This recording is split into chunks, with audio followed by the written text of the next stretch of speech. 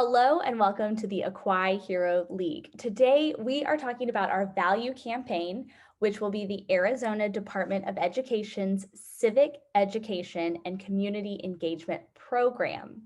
Through this value campaign, you will help them to build a database of educational content that will help adults better understand their local government. So, Adena, welcome. And I am so excited to jump into who we are going to talk about and what their position is. So, before we get too much into this, how much did you actually know about local and national government before we started?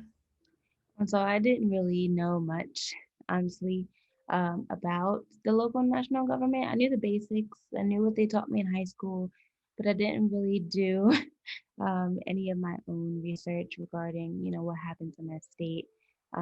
So this was very good for me to do the research and to actually learn about what's going on in my city. So yes.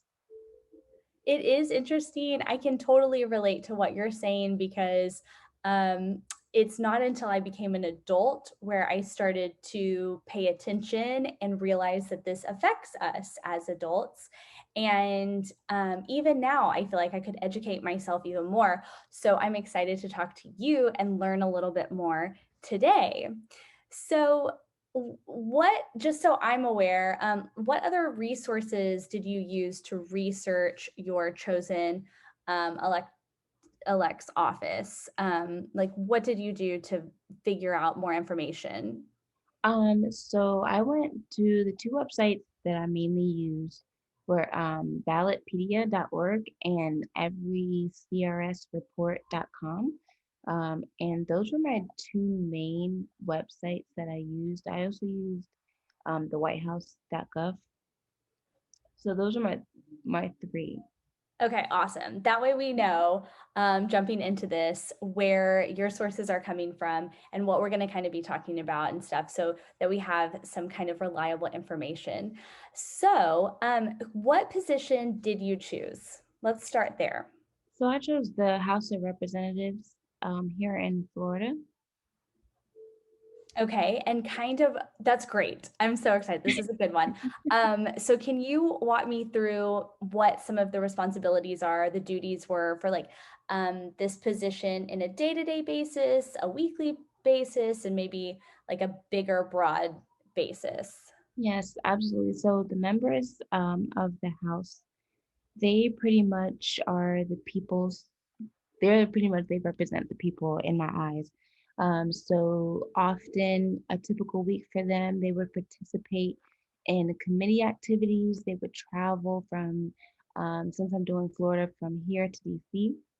They would also participate and meet with lobbyists. They have their own office staff. They actually do a wide range of options and duties and responsibilities.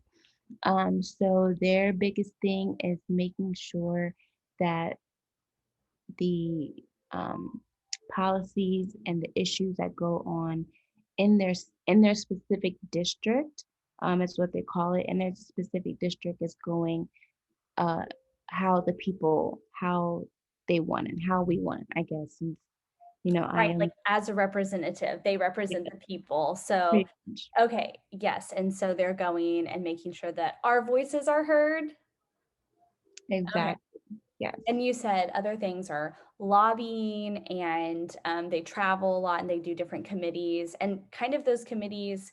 Did you do any research on like different types of committees? I'm sure, I guess there's just like a whole broad range of different committees that they would join or So spear. I didn't see what kind of committees. What I did find is that they are assigned to a number of committees and subcommittees simultaneously. And they're pretty much expected to develop different issues in those different areas with the committees, so they can decide if they want to bring anything to the floor, if they want to bring anything up, pass a bill or anything like that. Okay, lots of responsibility here Hmm. for sure. Okay, so that being said, I mean, you're sharing a lot of information with me and a lot of duties, a lot of responsibilities. What would you say? Is there anything specific that you could say is like the biggest thing that you learned, and what is that? And share that with us.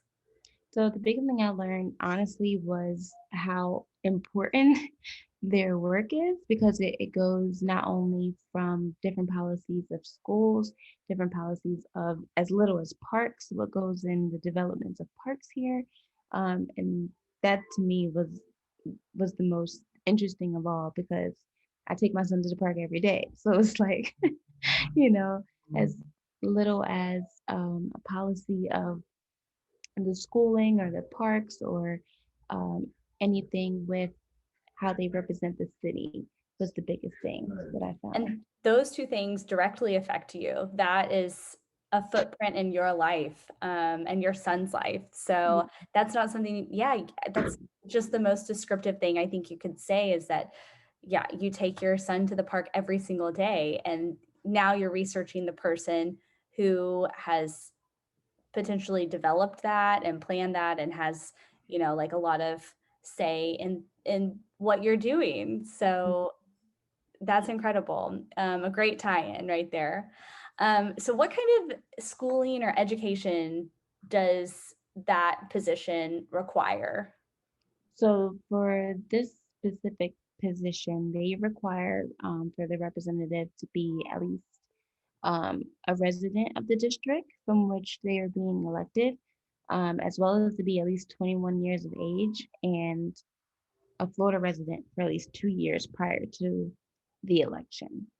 Okay, and then do they have to have, like a bachelor's degree, a master's degree, a I want to diploma say I want to say just a diploma. I didn't honestly I didn't see, if I'm being that it honest. said any It, kind of like it formal didn't say education? any education. Yeah, and that was from myfloridahouse.gov. When I looked up the qualifications of Yeah. the representatives, it just said that you needed to be a resident in Florida for 2 years, in the district, that specific district that you want to be representing, and at least to be 21 years of age. Okay. Okay, good. See, I feel like I'm learning so much already. Yeah. So you've kind of touched on this already, but how would you say is the person in this role able to use their authority or position to help people? You've kind of said what they do as far as parks, school, charities, lobbying, things like that.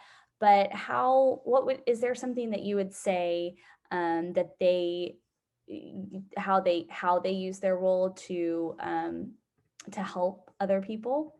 Yes, absolutely. So the House of Representatives are, for me, are the biggest part in helping other people. So in order for them to solve the issues that are going on, regularly they visit and have meetings in the district, and they have polls or questionnaires that they offer to the people, to keep in contact with them, to let us know, or for us to let them know, rather, what's going on, and what needs to be addressed. And they can also, from there, be a representative or an advocate for that's a better word, an advocate in discussions with the federal government for what's going on. Okay. Um, yeah, that's great, and they do have a lot of authority and power to be able to do that. So we do really rely on this person to get our voices heard. Um, so kind of can you explain a little bit about how this person would get elected or reelected? Yes, so after their term, they actually they create their own committee, which I thought was pretty cool. So in order for them to get for reelection, they have to organize and maintain their own personal campaign staff. So they raise funds for reelection or elections to another office that they want to go to, like the Senate office. They pretty much organize and fund their own running, their own campaign run. Okay. That seems like it could come with a hefty price tag. So Yeah. but there you go. Okay, so what would you say is the most interesting thing about this position? You told us a lot of great stuff, but what, in your opinion, is the most interesting? So I also found out that I thought was the most interesting is that they get their own personal staff. Okay, So that is they have, interesting, and it sounds very fun. yes, yeah, they have their own like their own personal staff pretty much that gets to help them prepare materials for their reelection, for example, or materials for the member to study. Um, and they also have their staff handle media relations and any functions that they need for themselves. So I thought that was pretty interesting. Kind of like they had their own little team essentially. Yeah, that's fun. And with so much to do and going on different directions, they would They would, have to. So it makes sense, but it also sounds fun when you describe it like that too. Speaking of fun, would you ever want this job? Is this a position that you would want? honestly no. It's That's just okay. I'm it's glad you're just like honest. so much. Yeah, it would just be personally too much for me. Um, but it's a good job to have. It's an important job to have. Well said. I couldn't do it. Well said. Well said. I think you could do it. It's the wanting to do it is the part, and you don't Yeah, have to want to do every single job out there. So yes, that was very well said. Um, Without wanting to have this job or campaigning to have a job or being in this position, how else could the community support this person? How could this community support this position? definitely by letting them know what's going on in your district, in your city that you feel as though needs to be addressed, because that's what they're there for. So if you feel as though something needs, then there's an issue that needs to be addressed, whether that needs to be in school, in your parks, or like a policy, just bring it up to them. They are there to be your advocate and to bring it to the big guns, the big people.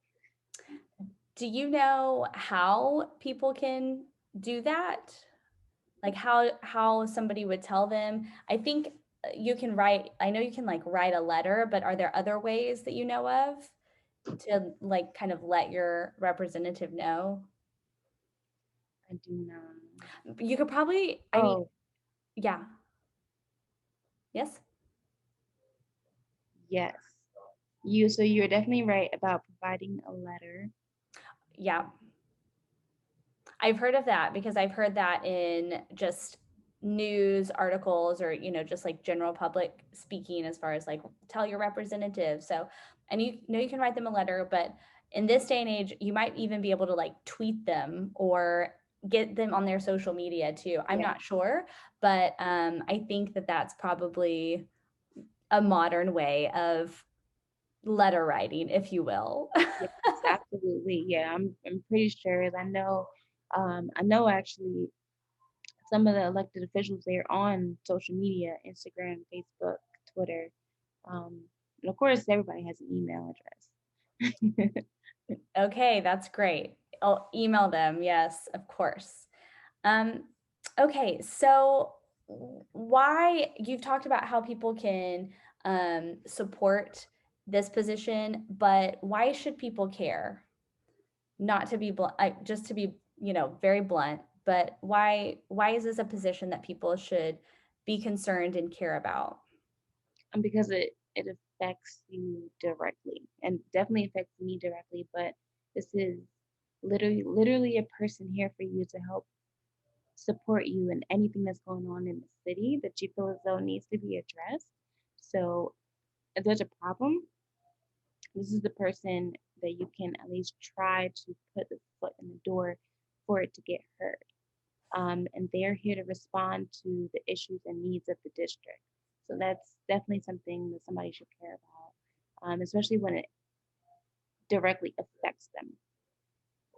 That's, yeah. That makes sense. I mean, you spoke earlier about the parks and how you go to the park every single day. So it is literally affecting you. And I think a lot of people may not realize that there's situations like that where you are involved in something that, this representative had a hand in. And that's why we should care, is because we're doing things that's being directly affected by us, just like you said. So that's a great point.